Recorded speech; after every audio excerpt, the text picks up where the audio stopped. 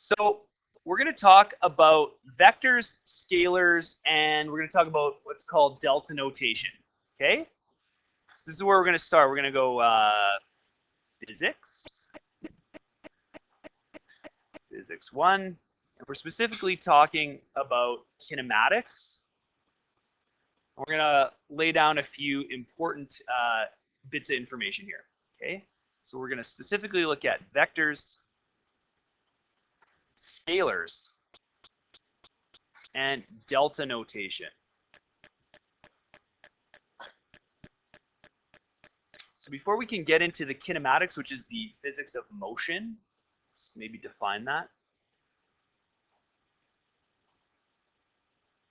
I think we call it the physics and mathematics, really. We need to understand how we speak about these things. Okay?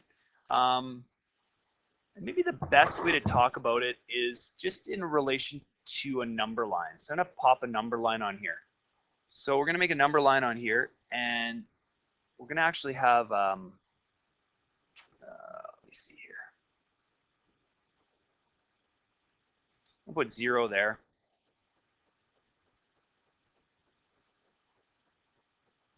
Okay, 5. We're actually going to go to the left of 0 as well, to the negative.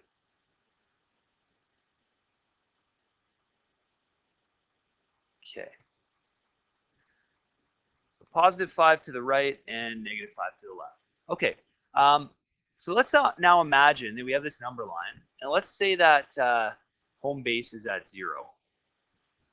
Okay. And we're observing this situation from the outside. Okay. So we essentially have the perspective that we do right now. And what we're going to say is, to start, that someone starts at 0 and they travel over this way, okay, to a position of +5. So we're going to define a few things about this and how they relate to vectors and scalars and so on. Okay, so this is where we start, this is where we finish. And this might take some time, right? It takes time to travel from one point to another, so there's some time involved as well. All right, so we're going to say this is initial position. And just to like help us, we're going to call it actually DI. Okay, initial position, DI. Where we finish, we're going to call that DF, final position. All right, final positions. We've changed positions. Okay, so the first question is, how far did this person go? How far did they go? Oh, we'll call these meters. Sorry, I didn't say what units we were in. We'll call it meters. How far did this person go? 5 meters. 5 meters. Okay, good. 5 meters. So what we can say here for this first motion, that this is a distance of 5 meters. Pretty simple. Makes sense. Okay, it's a distance of 5 meters. All right. Now we're going to do something similar, but we're going to move off the other way. Okay. So now we're going to take a different motion and we're going to travel over to the left. Okay. So in this case, if you think about it, DI equals 0 meters, and DF equals 5 meters. DI again is 0 meters, okay, but now in this second motion, DF, and I'll do it in green so we know what we're talking about, DF equals -5 meters, okay? What distance did this person travel? What distance did they travel? How far did they go? 5 meters, right? Just travel 5 meters. So the distance is 5 meters. And think about this. If you leave your front door and you travel 5 meters, okay, in any direction, you know, turn left out your front door and go 5 meters, go straight 5 meters, go right 5 meters. Doesn't matter to you. The distance is just 5 meters, right? Does that make sense? So the distance that this person traveled, regardless of the direction they went in, is 5 meters, okay? So this is what's called a scalar value. We'll come back to that in a second. So scalar values have only a magnitude. okay? Only magnitude. Some things that only have magnitudes would be, okay, where was it? Distance. Distance is a scalar value, right? If you set the like odometer in your car, the odometer is the little thing that counts how far you went. You know, you can reset it, or you can look at the, you know, that's like maybe the trip computer. The odometer would be how many kilometers your car has on it total. Okay. Well, these things are measuring distance. Okay. They have magnitude only, magnitude. So in this case, up there, right, the magnitude is 5 meters in both cases. So some other things that are scalar values. Speed. Speed is also a scalar value. Okay. You know, if you look at the speedometer of your car, you could be traveling north, south, east, or west at 100 kilometers per hour. It's just going to tell you 100 kilometers per hour, right? It just has a magnitude. It could be 50, it could be 100, and so on. So when I say magnitude, what I'm talking about is the number attached to it, right? The number attached to it. You know, speed, we could have 10, you know, meters per second. The magnitude of my speed is 10 meters per second. Another one could be mass, right? Your mass is a scalar value, right? It just has a magnitude. Okay, so we're going to leave that there for a second. We're just trying to think of more things that are scalar values, but probably without knowing the other type of measurement, which is the vector, you might not get a good idea of what a scalar is. So let's talk about vectors. So vectors are very similar to scalar values, except they have one more bit of information attached to them, okay? They have a direction attached, okay? So distance is 5 meters here. The vector sort of equivalent or vector analog is displacement. And it turns out that this is also a displacement of 5 meters, okay? However, the interesting thing is the vector value here needs to include the negative. So the displacement here is negative 5 meters. Okay, so you see this slight difference? Distance would never have a negative value. You can't go a negative distance, but displacement's different, right? It's essentially telling you you went in the negative direction, all right? In real life, we don't talk about directions in terms of positive and negative. We talk about them in terms of like east and west, or right and left, right? Or even up and down. So, you know, in terms of a number line, mathematically, this is a -5 displacement. But in like real world talk, to talk about the vector, we'd probably just say 5 meters left, 5 meters west, okay? And here we might say 5 meters right. We might say 5 meters east, okay, and so on, okay? So mathematically, we have to use negative and positive when we're doing math with these things, okay? Because you can't do math with the word left. You can't do math with the word right. So to sub in for left or west, we use a negative sign because math has no problem with negative sign, but has problems with words. You can't do math with words, really, okay? And so these are now considered vector values, and we mainly focus on vector values when we're doing physics. We'll sort of see why in a minute. So let's define what a vector value is then from all of this. So vector values have two pieces of information. They have both magnitude, so they include magnitude, and direction. They have a direction attached. So direction, right, east, right, west, left, and so on. But you can also indicate direction with negative and positive numbers, okay? So they have a magnitude and a direction. So distance is analog when we're talking about vector values is displacement. And vectors can have a negative number, right? So -5 meters, 5 meters west, okay? 5 meters east. These are all vector values, right? 10 meters up, etc. So you must include a direction as well. And then the analog of speed is velocity. So you might have, 10 meters per second up, or negative 10 meters per second, okay, etc. All right, let's hit one more vector value that we'll talk about, and that's acceleration. Okay, it's also a vector value. Force is a vector value. Weight is a vector value. Okay, can you think of any other scalar values while we're here? Yeah. Well, that's a force. So no, not friction. It falls under force, and it's definitely a vector value. We'll just think here for a second. Yeah. So something that we probably would consider to be scalar as well might be time. Maybe something like your height, right? A height doesn't make sense to have a negative height, really. Don't really need a direction. We just know what we're talking about. Yeah. Temperature is kind of a weird one.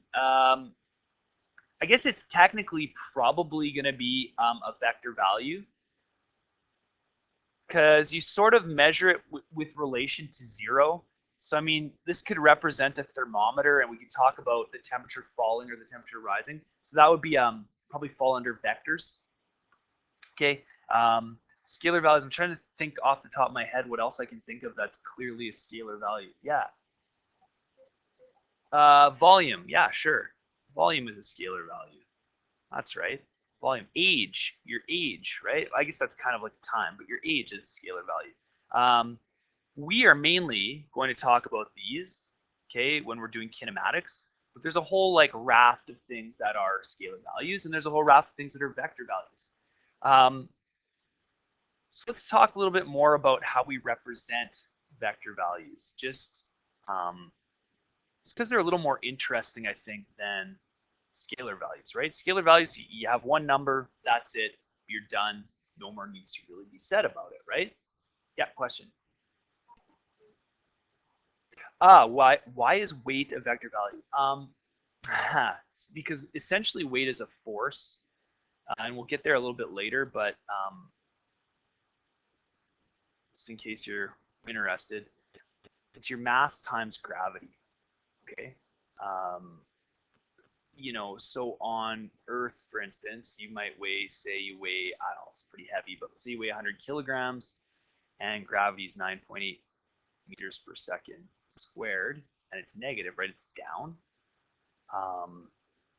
So your official proper weight then would be that times that, so 980 kilogram meters per second, or 980 newtons down. That's your weight, okay? So weight aims downward, all right? So it is considered a vector value because it does have a direction. If you go out into space, or you end up being like in apparent weightlessness, you get away from a gravitational field, you would say your weight is actually 0, but your mass hasn't changed, right? You still carry 100 kilograms with you. So weight, yeah, weight means something a little bit different in physics than it does in everyday life, right? In everyday life, you say, how much do you weigh? I weigh 220 pounds, or whatever you weigh, right? That's not technically weight, really. In SI, we use kilograms. You might say I weigh 100 kilograms, but you're not truly talking about weight in the physics sense when you say that, because weight is related to gravity itself, right? You might say I weigh less on the moon, and that would be correct. You do weigh less on the moon, but weight is measured in newtons, not in kilograms. Kilograms is a measure of mass, all right? This has no unit because you can't have a negative mass. Doesn't make sense. There we go. Okay, so we're going to talk about how we're going to represent vector values. So way one is the math way. And to do the math way, we're going to use positive or negative numbers to indicate direction. All right? Now, This is kind of important because it's based on the position of the observer. All right, so just going back up to here, let's say I'm looking at the house from the front, right? From the front, this way is positive, right? And this way is negative. Let's imagine I walk into my screen and I stand back behind the house and I look out of the screen. Well, now, from that perspective, this is going to be to the left and this is going to be to the right. Okay? So positive and negative are defined by the observer, by you and I watching the scene. Okay? The way to think about this is, well, right now I'm facing you guys. Okay, which way am I pointing? For those who can't see, I am sticking my right arm out, but everyone who sees me says I'm pointing left. And I would argue with you, no, I'm pointing right. From my perspective, I'm pointing right. Okay? So from the position of the observer, you define positive and negative, or left and right. Okay, does that make sense? So there's no like universal, right and left. There's no universal up and down. If you think about the universe in the big picture, that makes sense.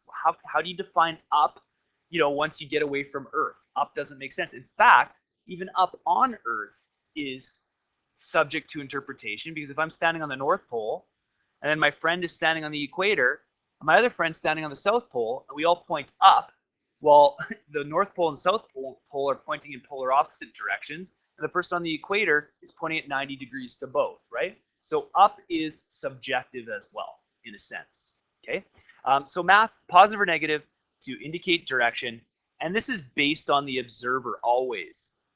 Based on the observer. Okay, so just some examples. We're talking about displacement like we did before. This would see plus 5 meters or negative 5 meters. Okay. Way 2. Words. Okay. Pretty simple. 5 meters east. That's a vector value. 5 meters west. That is also a vector value. Okay. You could almost say these would be more or less equivalent vector values. They could be talking about the same thing. Okay. Or 5 meters right and 5 meters left. Okay. And then way 3, arrows. Vector arrows. Okay. So you just take these numbers and you could put an arrow and you could actually like show it. Okay. There's 5 meters to the right. There's 5 meters to the left. Right? I don't need to put right and left now because the arrow is showing me this. And the thing with arrows is, if you're talking about a scene, then if you want to indicate, your arrow should probably follow size-wise, right, what your other arrows are doing. So if I have an arrow that represents 5 meters, an arrow that represents 10 meters should be twice as long as the arrow that represents 5 meters. Okay? Arrows, and I guess the last would just be like sort of like various ways. Before, I was going to kind of, number lines, pictures. I'll just put etc. because there's probably some that I haven't thought of. Okay, so these are kind of all ways to talk about vector values. This way and this way are useful in mathematics. Okay, so we can do math with this. It's math friendly, right? Put a smile there, a math smile. This is math friendly, right? We could do geometry with pictures, so we could like line these vector arrows up. This is not math friendly. Okay, so it's not really math friendly.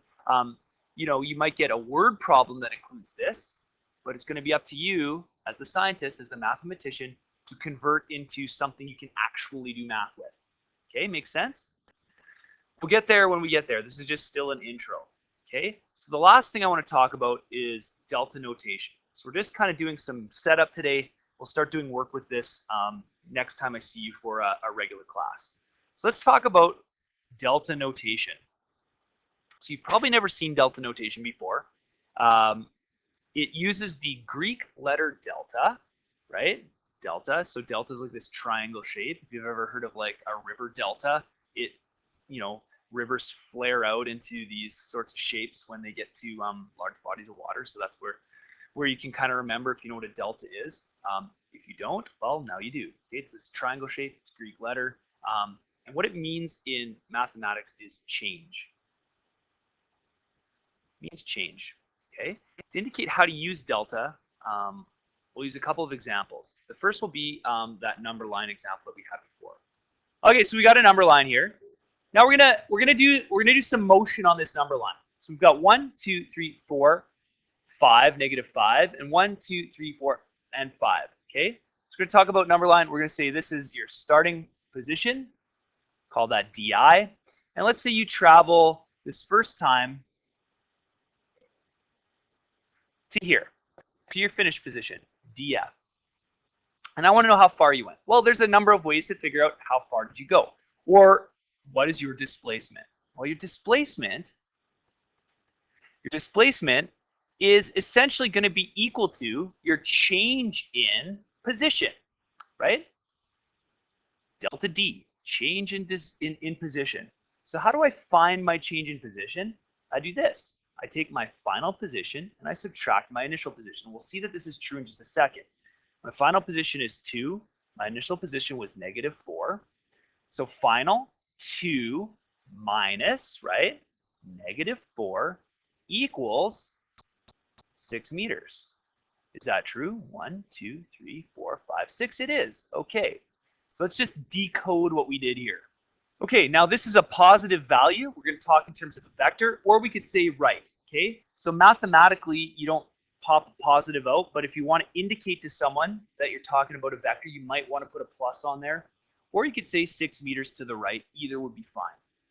All right, so what did we do here? Well, our change in position is called displacement. We can think of it as how far out of place we are, and what direction are we out of place. Well, we are 6 meters out of place from where we started. So let's look at the opposite. What if I'm traveling the other way? Say I start here, we'll make it green now.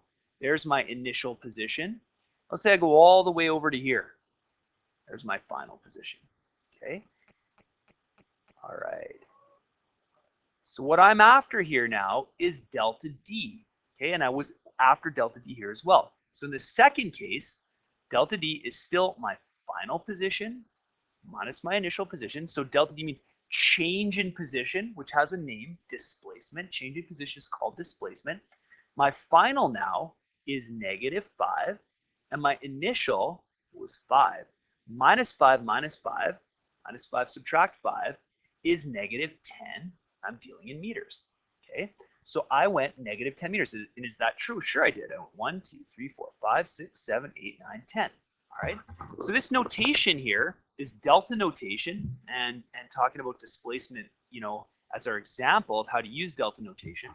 Whenever I see delta D in general, delta anything, delta X, let's say, because you could be talking about velocity, you could be talking about time, you could be talking about temperature. It doesn't matter what you're talking about. If you put delta X, it simply means something is changing as time goes by, and you calculate it as whatever the final value is, subtract the initial value. This is delta notation, okay? Used very commonly with vector values, okay? Used commonly in math and physics.